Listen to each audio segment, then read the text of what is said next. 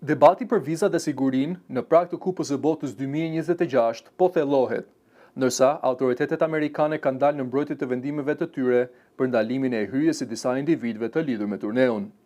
Sekretari amerikan i sigurisë kombëtare Mark Mullen deklaroi se administrata Trump ka bashkëpunuar ngushtë me FIFA-n gjatë gjithë procesit, por theksoi se siguria e vendit mbetet prioritet absolut. Sipas tij, çdo refuzim vize është i bazuar në vlerësime të qarta të rrezikut dhe nuk ka lidhje me diskriminimin ndaj vendeve të caktuara. Ai shtoi se SBA nuk do të lejojë hyrjen e personave që konsiderohen të kenë lidhje kriminale apo rrezik për sigurinë, duke refuzuar të hyjë në detaje për rastet individuale. Deklaratat vijnë në një moment kur kritikat janë rritur për mënyrën se si janë trajtuar disa figura të lidhura me turneun, përfshirë arbitrin somalez Omar Abdulkadir Artan. Ai ishte caktuar të bëhej pjesë e gjyqtarëve të Kupës së Botës, por nuk u lejua të hyjë në SBA, pavarësisht se kishte vizë të vlefshme.